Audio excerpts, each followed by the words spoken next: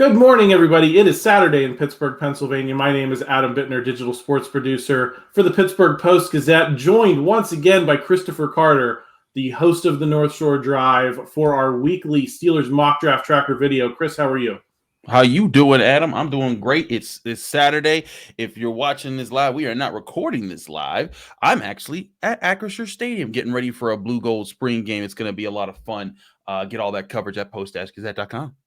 Yeah, we're recording on Friday, so if anything's happened between now and tomorrow morning, we don't know yet, but probably shouldn't be too much in terms of the subject matter of this video, Chris. If you're just joining us for the first time, just a reminder, this is our weekly check-in on what mock drafts are saying about who the Steelers might pick around the internet. All of the pundits, all of the experts, they weigh in all the time. We kind of track what they're saying, look for trends, look for interesting things, and you just kind of react to it. I'll include the link to the written version of the mock draft tracker down in the description.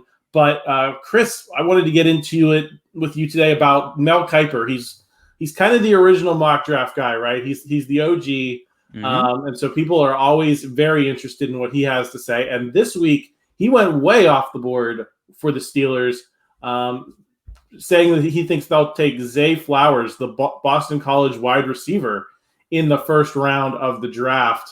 We've been talking about corners, tackles, maybe some edge guys, maybe some defensive linemen. We have not talked about a receiver that high. What do you think of Zay Flowers as an option for the Steelers in that first round?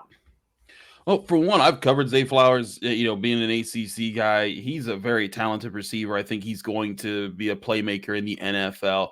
A bit undersized at 5'9", so he's definitely a slot guy, but his explosiveness, his ability to make plays on the ball in the air and make plays with the ball in his hands, he certainly would be a welcome asset to the Steelers. And he would certainly give Kenny Pickett a legitimate third receiver option, and then you could put Calvin Austin at different spots. And then I think it would give you more flexibility with the wide receiver position. But to be honest, where Mel Kiper picked him, I still think that that's a mistake if the Steelers are doing it at this point, because according to Mel Kiper's mock, just 2 picks later, the Tampa Bay Buccaneers select Paris Johnson Jr., one of the top offensive tackles. Some people have him as the top offensive tackle. Mine's Broderick Jones. Then he went 13th to the Jets in this mock that Kiper did. But again, I like Zay, and I think the Steelers do need to get a wide receiver in this draft somewhere. I think that 17, I think that there'd have to be some other values that have to have gone out the window. But if Paris Johnson Jr. is on the board and they take a wide receiver, that will have me scratching my head on Thursday night. Well, let's get into Mel Kiper's draft a little bit more, because it was a 2-round mock, and the next 2 picks that he had for the Steelers were Julius Brents, the Kansas State defensive back, who I know you love a lot, yes. And then also Anton Harrison, the offensive tackle from Oklahoma. We've talked in the past how he's maybe a little bit more ordinary than some of the guys you just mentioned, Broderick Jones, Paris Johnson, Peter Skoronski, those guys. But he could be a wholly adequate option for the Steelers if you get him in the right value spot. What do you think of that group of 3 as a whole, if that's what you get out of the first 2 rounds of the draft? I think it would be highly dependent upon, if you're drafting Anton Harrison, how soon is he going to turn into a starter? Because like we said, I think he's a safe pick. I think he's a solid player, but I'm not so sure Anton Harrison becomes a pillar player of your offensive line, which is what I think the Steelers are going to be looking for with one of these first 2-round picks. With one of these, 2 picks, either at 32 or at 17. I think a guy like a Darnell Wright has that kind of projection. I think even DeJuan Jones could, even have more upside. I think that Anton Harrison's a safer pick than a DeJuan Jones because of, just their builds and everything. But I think that Anton Harrison's a little bit safe. Like you said, I love Julius Brents. I think if they get him at 49, I think Steelers fans would end up being very happy with him. I think that he'd be a long-term fit for the Steelers and do well behind Patrick Peterson, Levi Wallace, and Ahkello Witherspoon, and then probably be ready to start full-time at outside corner sooner rather than later. But, you're sitting there, and again, you're wondering, man, you look at this mock, and you could have had Paris Johnson Jr. instead of Zay Flowers. And then I'm just looking through this quickly here.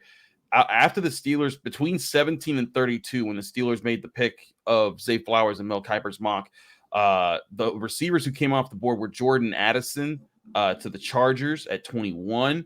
And then I'm scrolling through here, and that was it. No other receiver was taken, and the next one was Quentin Johnson at 34.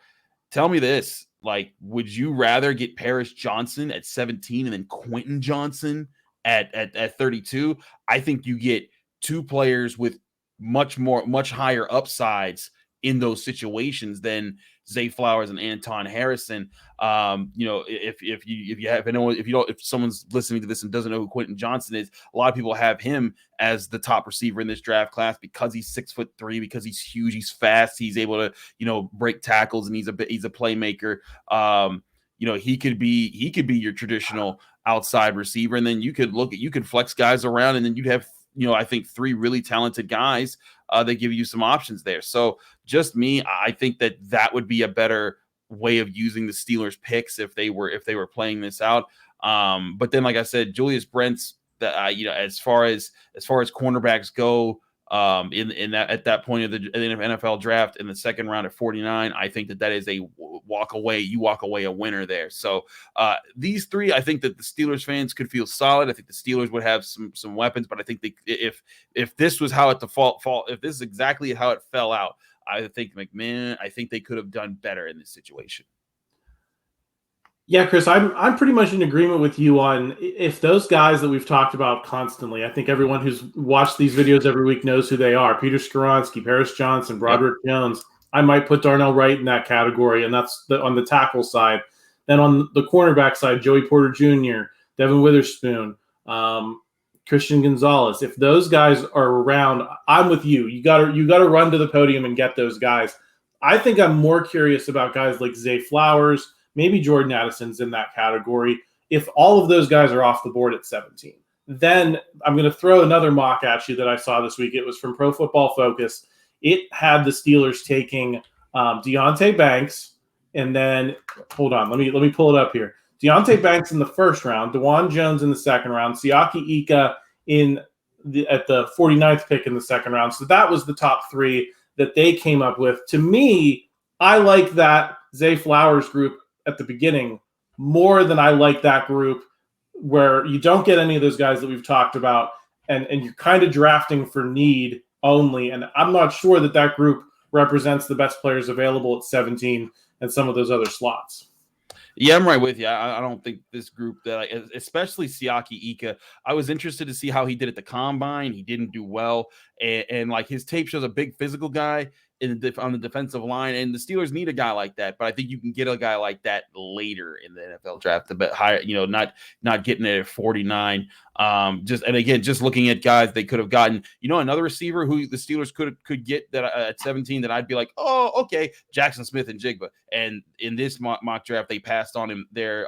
He went down the list, and I like Deonte Banks. I think he has a lot of upside. I think he's going to take more developing because I think his technique needs some sharpening, but his athletic billing is very high, and he's one of those guys that if all things went well, he could be one of the premier corners in the NFL someday.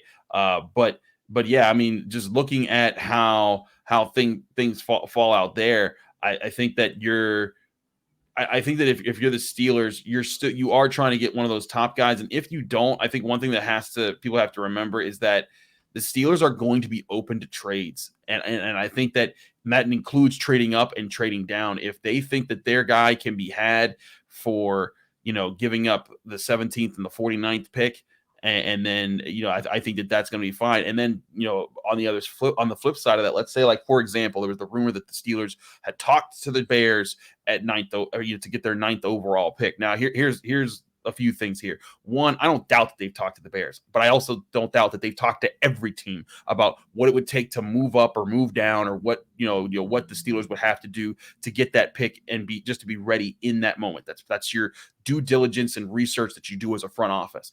But I also think that they aren't opposed to trading up and keeping that 32nd overall pick. That's going to be the tricky part, though, because teams are going to want that, because everyone knows when you have that first pick of the second round, teams call you as soon as that first round's ends, and they were like, hey, man, I didn't know that, I don't know, Nolan Smith or Quentin Johnson or one of these guys was going to fall there, and I really need that guy, and I'm willing to give you, well, we'll swap second round picks, and I'll give you an extra second or an extra third round pick, or maybe a fourth round pick on top of that. And you can do those things, and that gets you more of those day 2 picks that we're talking about, that I think is the sweet spot of this draft. I think when I look at picks like that, I'm like, you know what? Settling picks don't necessarily need to happen right now for the Steelers. I think that they are in a position where they can be aggressive and go get the guys that they want, and they don't have to be aggressive at every round, but I think trading up, trading down, you may get, using your picks. Andy Weidel, saw a lot of that with Howie Roseman over at the Eagles. I think that they need to be as active as possible instead of staying put and settling for some of the players that are being settled for in this PFF mock. Yeah, I agree, and I think so. That's kind of a question. I think that sets me up well for this question, which is, let's say your guys are off the board. Apparently, this Mel Kiper draft where Paris Johnson was available. Let's just say he's not, and you have the option to take a guy like Zay Flowers at 17. Bryan Bresee is another name I saw come up this week in one of the mocks that I talked about in the written version. Let's just say, would you rather take the best player available at 17 if those guys are there? Do those names intrigue you enough? Or would you like to see them trade back? Because you and I have talked about in past weeks where some of these names we're talking about have been available in the 20s and sometimes the late 20s. So it depends on how surefire. If that is their guy, it depends on what the Steelers' big board is set up as. If they value that guy at 17, you know what? Go get that guy. That's what you got to do. But if I'm sitting there and I'm like, man, this guy is 20, this guy is 24. I think are the guys that we need right now there at this point.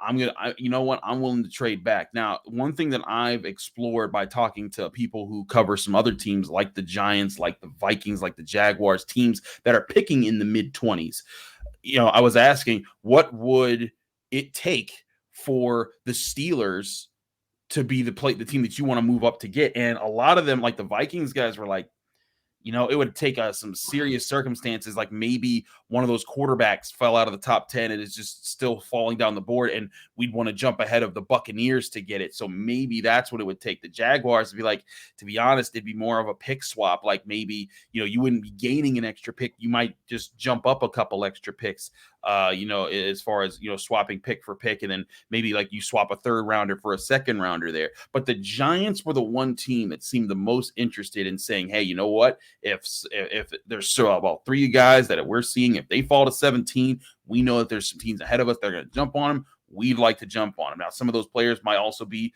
players that the Steelers are looking at. Like one of the players that they mentioned was Joey Porter Jr. If Joey Porter Jr. is there at 17, the Steelers are taking him. They're not trading that back. But if in that situation, the Steelers could stay put if they value it. But for me, like, I think that some of these guys can be had in the 20s. I would try to find a trade partner and do whatever you can to get an extra third, second round pick added to your draft class. And then the other thing is that, like, when you do that, then as the draft continues, you can still use those picks to move back up in different spots if you want to get a specific person, a specific player. So, like Bryan Bresee, I like him in the 20s. I think that he has a lot of potential as for his size, 6'5", 298, tested well at the combine.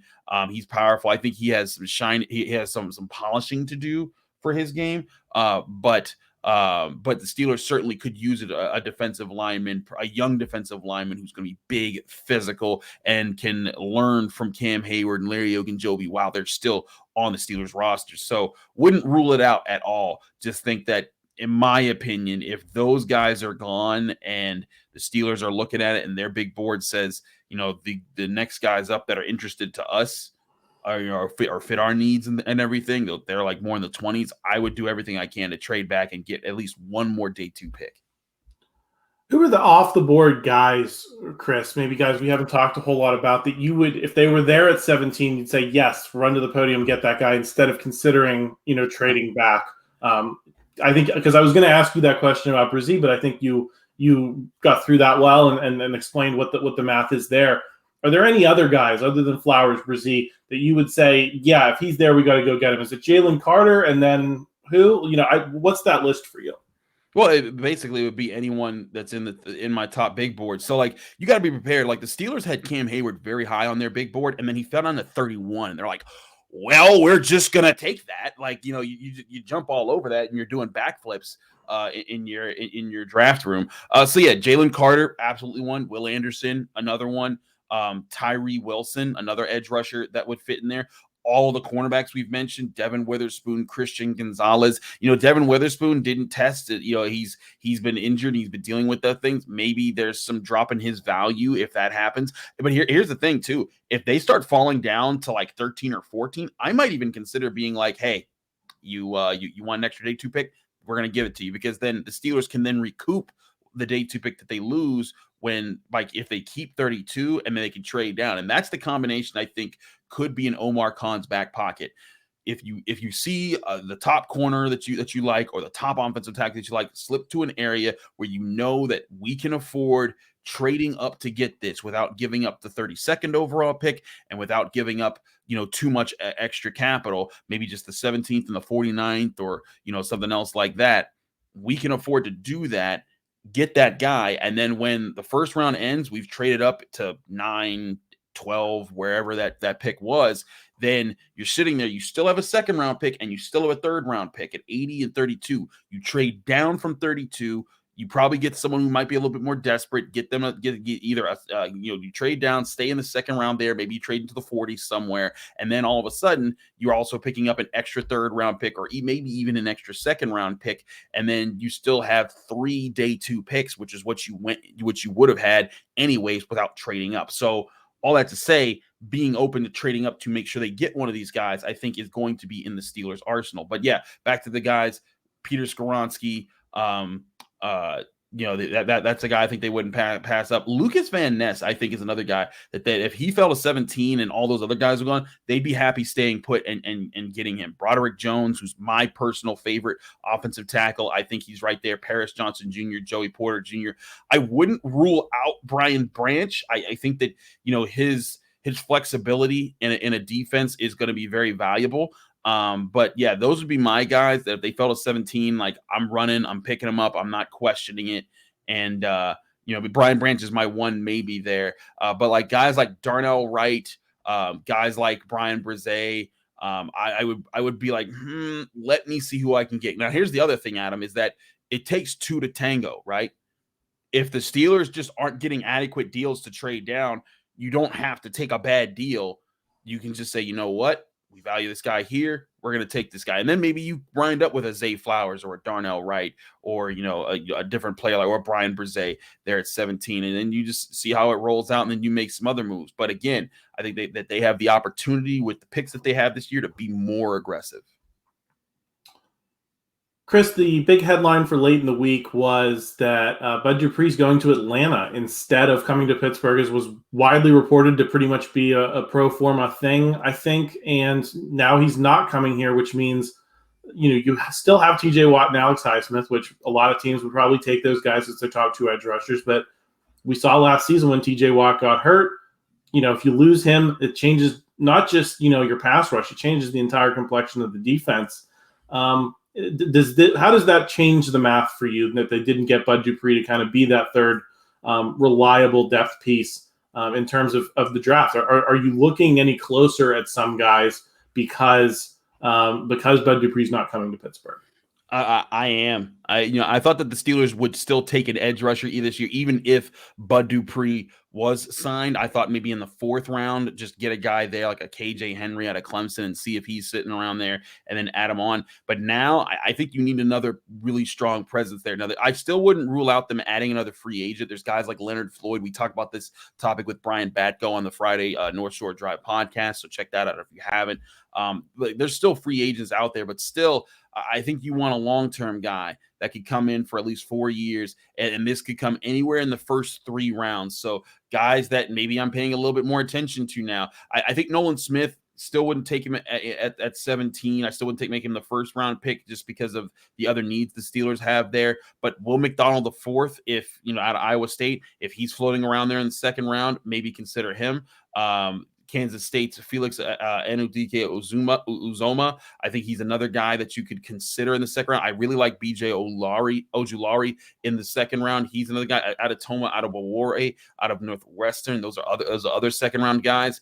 I think that if you waited till 49, you could get a guy like a Nick Herbig, who of course the Steelers signed Nate Herbig, and therefore they'd have another set of brothers on their roster. But Nick Herbig is more of a fundamentalist, like doesn't do anything too flashy, but he's just really athletic. He plays and he says he idolizes TJ Watt, with both of them being Wisconsin guys. So Herbig would be interesting. Isaiah Foskey out of Notre Dame is a little bit more interesting.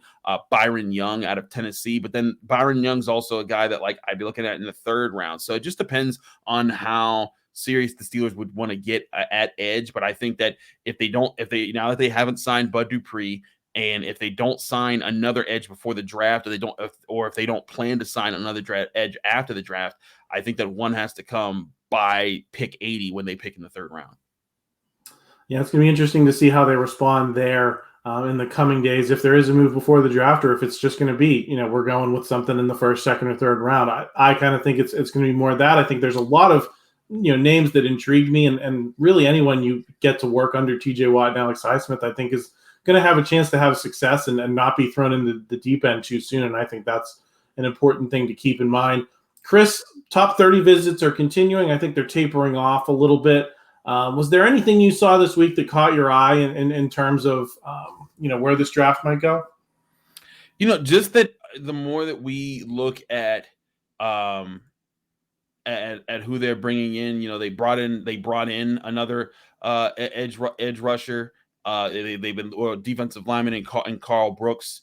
They actually brought in Anudike Uzoma this past week. So there's your other edge guy, but they're still looking at wide receivers. And, and again, I think it's interesting which wide receivers they're looking at. They looked at Jonathan Mingo, a bigger guy who could kind of be a big slot wide receiver. Back on, I believe it was Wednesday, they brought in Jaden Reed, who I personally like, out of Michigan State. I thought he looked very sharp at the Senior Bowl, and he gives me a little bit of interest. Bryce Ford Wheaton, West Virginia product, the guy who dropped the pick 6 in the backyard brawl this year when Pitt and West Virginia faced off. I think he's more of a 7th round pick guy, in my opinion. Maybe they have him valued higher than I do. But when I look at those guys, I think that they're keeping their options open for a lot of these day 2 guys. You go back and you look at some of these guys, like on April 3rd, they brought in Keanu Benton, Tuli Tuipulotu, and Julius Brents. All 3 of those guys are day 2 guys. Cody Mock, another day 2 guy. John Michael Schmitz, a center, day 2 guy. Jonathan Mingo, I think between late day 2 to early day 3. But Anton Harrison, Siaki Ika, Tyreek Stevenson, Osiris Torrance, all those guys scream day 2, 2nd, 3rd rounds. They are loading up for that part of the draft as far as talking to players that they're interested in. And they still talk to their 1st round guys, Joey Porter Jr., Christian Gonzalez. They brought those guys in, and they've done their due diligence in going to some of the top colleges with the top brass that they have. They also brought in Deontay Banks. But guys like that, it shows me that they're loading up because they know that sweet spot is the first 3 rounds, the first 100 picks or so in this draft class. And that also signals to me that they're going to try to get more picks there somehow, whether that's trading down from 32 or trading down from 17 or both. I don't think that they do both, but I think that they would. I think 32 is a very likely possibility. Just because I think teams are going to be aggressive to get that pick, and if not, they'll be like, okay, well, we'll just take the player that would have been a 1st round pick if the Dolphins didn't get caught up in a conspiracy. So all that being said, I think that it shows they're looking really hard at those day 2 guys at a lot of different positions of need. Chris, we're getting down to the nitty gritty. This is going to be the last full week of, going through our normal cycle of doing our mock drafts and stuff. And then it's going to be draft week. And I think things are about to get wild around here. The Penguins are out of the playoffs. So there's really, other than the Pirates, there's not a whole lot else to capture our attention. So I'm looking forward to it. Everyone, make sure you're signed up for this YouTube channel because we're going to be doing some live shows during the draft. So Thursday night, Friday night, possibly Saturday. We'll see if there's anything interesting going on there. I think because the Steelers don't have a ton of picks on day 3, we'll probably shy away from that. But we're going to be having some live reaction shows. We're all going to be involved. Myself, Chris, Ray Fittipaldo, Brian Batko. Make sure you're signed up. Make sure you're subscribed. Make sure you like these videos. Help us out with the YouTube algorithm. We really appreciate it. And make sure you're signed up for post-gazette.com. $6 for 6 months of access. That's $1 a month. So you can get all of our draft coverage pretty much for just $6. That's a great deal.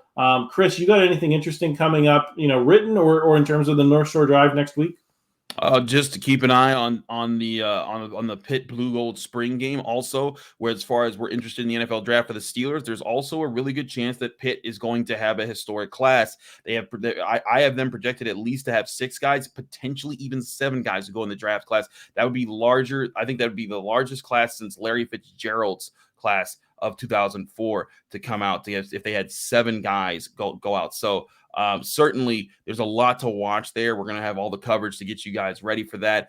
So lots of Pitt things on our end on the college side, but also with the North Shore Drive podcast, we're going to, now that the Pirates are in full swing and they're playing well, we're going to be talking a lot to Jason Mackey while he's on the road. So do stay tuned for that. We'll keep you up to date with all your Steelers, Pirates, Penguins, Pitt, everything right here at the Pittsburgh Post-Gazette. Yeah, absolutely. We'll get that. We'll get a lot of college. I want to talk about some Penn State prospects next week too, because they've got some good ones in the mix as well. So make sure you're signed up, and we'll talk to you soon. Thanks for hopping on with me, Chris. Thank you for checking out this content from Post-Gazette Sports. If you liked the video, please like it and subscribe to our YouTube channel. If you enjoyed it on Apple Podcasts, please rate us 5 stars on Apple Podcasts. For 6 months of digital access to post-gazette.com for just $6, click the link down in the description.